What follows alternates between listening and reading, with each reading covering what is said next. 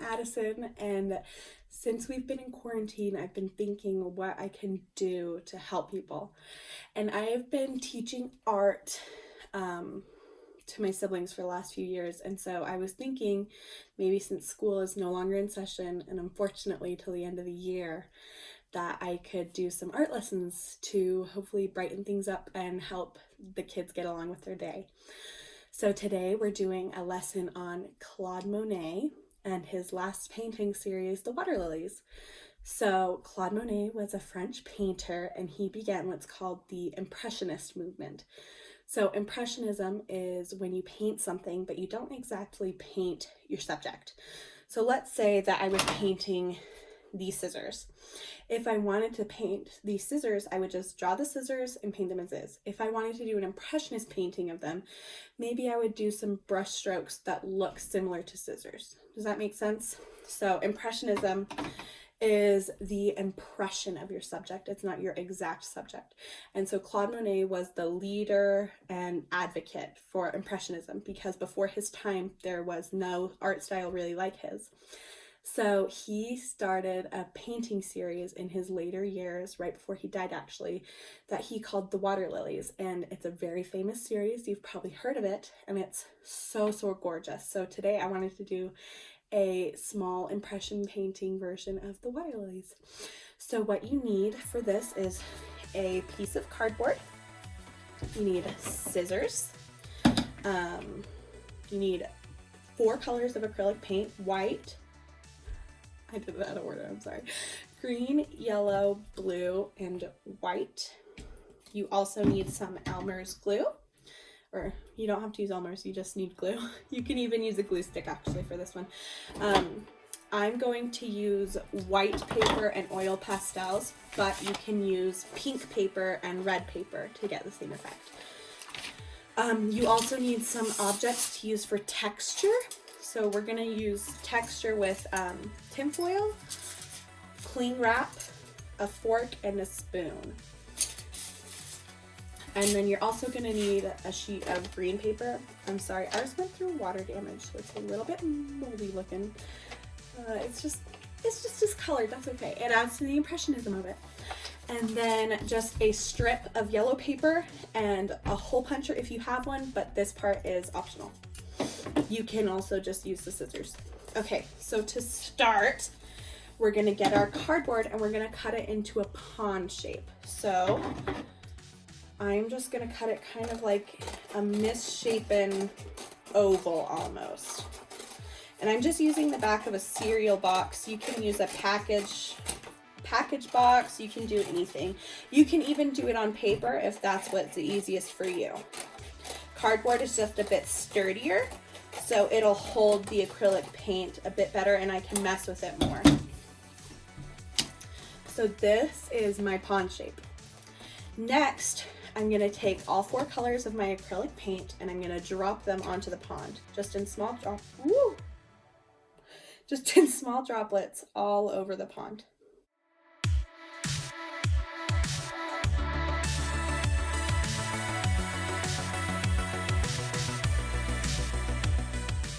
So yellow isn't a color that you usually think of for a pond, but it adds some dimension when you use blue and green along with it. So it can add the effect of waves or just depth. A lot of times in painting, you'll use colors that you don't think you would use because they add something to the painting that you wouldn't think of originally. Okay, and I'm actually gonna go back and add a little bit more blue to this. And if you're using just a normal paper instead of a cardboard, you could do watercolors for this instead. You just spread the colors out wherever you want. Okay, so I'm gonna I think I'll use my spoon first. I'm just gonna spread the colors kind of everywhere. Just go crazy with it. You can do whatever you want in this part. The point is to just get your colors across the page. But you don't wanna mix them too much. You still wanna kind of keep them separate. And I'm gonna go ahead and add some more blue, and I actually really like the look of that green and that yellow, so I'm gonna add some more of that as well. And you can see I'm a little bit of a mess. I'm a little bit of a messy person. So I have an art mat to catch all of my spills, but you can do this just on a tablecloth, or you can do it outside on the sidewalk even. You know, you just have to be sure that it's on something that you can get a little messy. Okay, so now I'm gonna go through and add those colors in.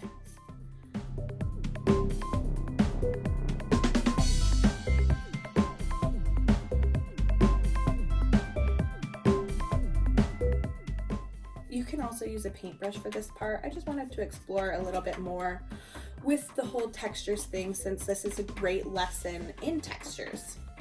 Okay, so as you can see, I've got my pond covered up. So now I'm gonna go through and add some texture to it. So I'm gonna use my fork, gonna add a few waves. You can do seriously whatever you want here. It doesn't have to look like water exactly, because that's the whole point of Monet's art, is that it doesn't have to look like exactly what your subject is. Okay, and then I'm gonna go through, I'm gonna put some saran wrap on it. Ooh, I like that. That looks really pretty.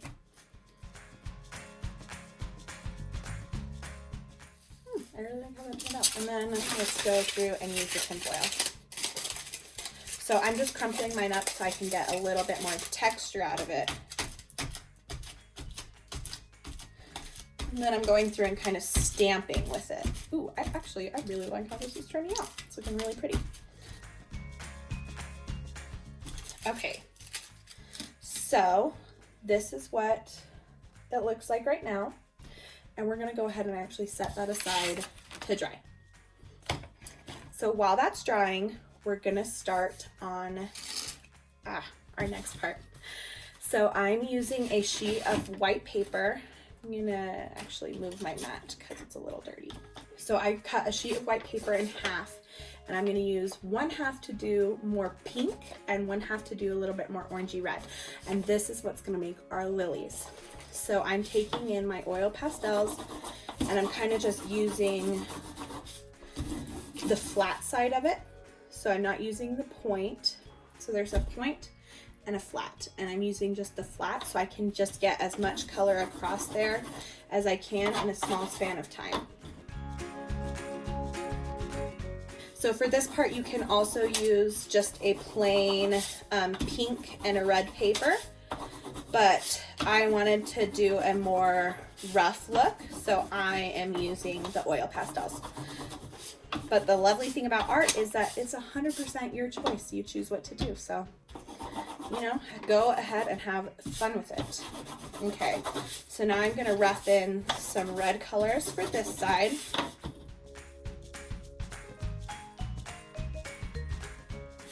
And I still want some pink in there, and I want to add a little orange. Normally when you think of a pink water lily, you don't think of orange, but again, colors that you don't think would be used add some really pretty depth to these colors. And then I'm going in with a paper towel, and I'm just gonna rub all over it because it combines the colors in a way that I like. You can also use your fingers, but I don't like the texture of oil pastels, so I am just using a paper towel. Sorry, it's shaking the camera a little bit.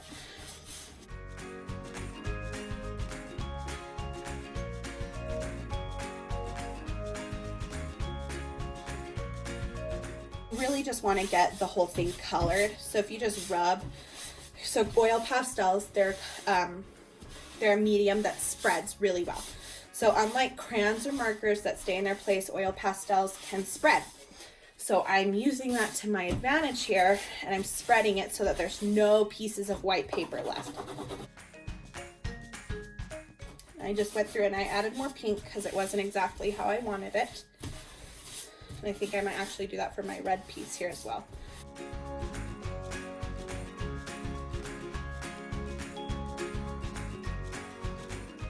Okay, I kind of like actually how that color turned out. And I'm gonna add a little bit of just some more pink, actually some more orange. I really like how the orange is looking on the pink page. So I want the orange to accent on the red page as well. Okay, so now They look really messy right now, but I promise they'll look better later. What we're gonna do with this is we're gonna cut them into petals. And then we're just gonna cut, it doesn't have to be all of the exact same shape, but you just want some petals. Not super big, you have to remember how big your pond is. But you just want a ton of petals out of here to make some lilies. Okay, so now that we're done cutting those out, we're gonna actually set all of our petals to the side, and we'll use those in just a second. Right now we're gonna take our green paper and we're gonna cut lily pads out of them. I'll do these separate actually. So I think my pond, I think I'll do 3 lily pads. So I'm just gonna kind of cut a misshapen oval. And then I'm gonna take a small wedge out of it. So that is my first pad. And then I'm gonna do that 2 more times. So now that we're done with our lily pads, we're going to do our lily centers, and that's where our strip of yellow paper comes in. So you can either cut little thin strips out of it, or you can use a hole punch, and I'm gonna go ahead and use my hole punch. Okay, so now I've got all of my yellow pieces out. We're going to go ahead and get our pond back. Okay, so now that our pond is dried, we're gonna go ahead and set up the lilies on it. So I'm going to take, I have all of these petals, and I'm going to, oh, just kidding, don't take the petals yet. We're gonna actually take our lily pads, we're gonna place them on the pond where we want them.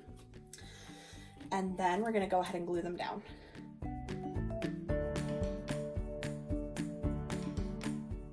And you don't have to have these glued perfectly down. You can have the edges floating a little bit so that it gives the illusion of a real lily pad.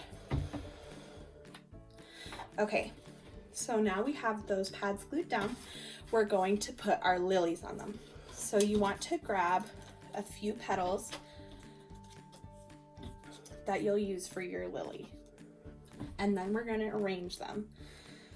So I'm gonna start with a circle of glue right here, and I'm gonna start laying down the base of my lily.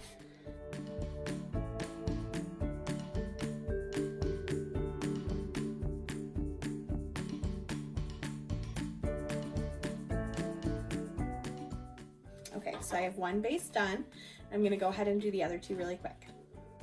Okay, so we have the bases of our lilies laid down, and we're gonna go ahead and let those dry just a little bit. Okay, so now we're going to start with the second part of our lilies. So gather all of the petals that you have left and start you wrap them around your finger so that they get a little bit of a curve to them, like this.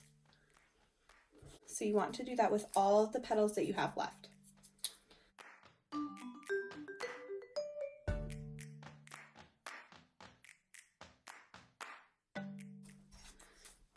Okay, so on our base lilies, we're gonna add another dot of glue, and we're gonna start gluing in our curved petals. And this is where you can kind of see it all coming together.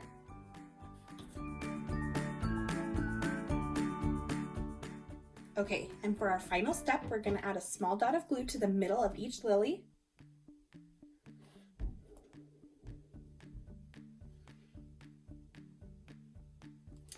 And go ahead and sprinkle on either the shreds of paper that you made or the hole punches. And the extras will come off after the glue is dried.